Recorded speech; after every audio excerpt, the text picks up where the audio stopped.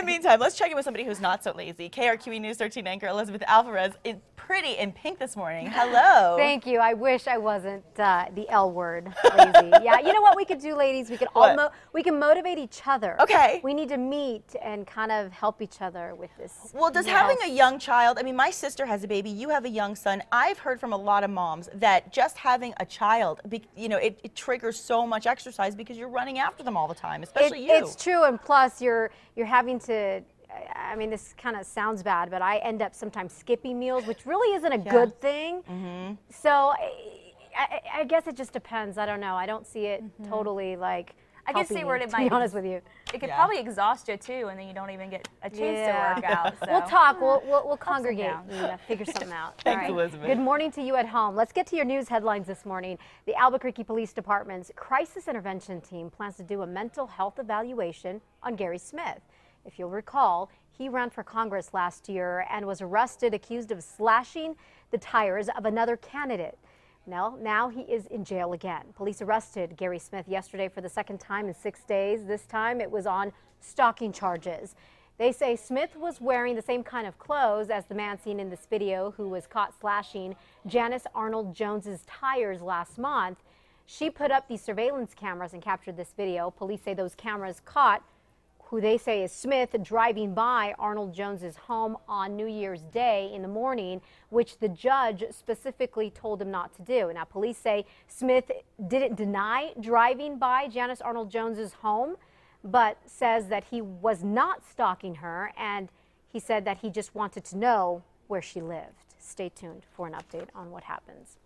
All right, and the woman, by the way, who beat Janice Arnold Jones in the race for the U.S. House will be sworn in just a few hours. Michelle Lujan Grisham will represent the Albuquerque area in Congress. She is taking over for Martin Heinrich, who will officially become a U.S. Senator today. We now know when the state Supreme Court will hear the case against UNM's old president, who's accused of being part of an online prostitution ring. The Albuquerque Journal says the court will hear F. Chris Garcia's case on February 6th. Now, investigators say he and a professor from New Jersey ran Southwest Companions, a website where prostitutes and clients were connected. Earlier this year, a state judge ruled that the website did not break any state laws because it wasn't a, quote, physical brothel. That's what prosecutors are now appealing. There's a new plan to keep those dangerous drivers off the road here in New Mexico. We're talking about dangerous drunk drivers. Ignition locks have kept some drunk drivers off the road, but some still manage to avoid them by telling a judge that they don't own a car, and then this happens. Most of them would be back into the court within a couple weeks and say, "Judge, I found a car to drive."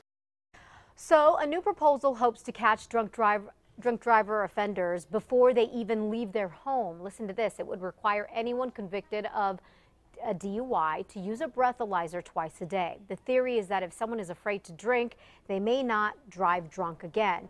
Now, some say it may not work, but the same proposal will also require drunk drivers to prove that they are sober for 6 months before they get their license. Devastating story here. An 8-year-old girl is dead after a tragic sledding accident. It happened in Angel Fire yesterday here near Olympic Park. Now, not a lot is known about what happened here, but police say the girl slid into the street and got hit by a car.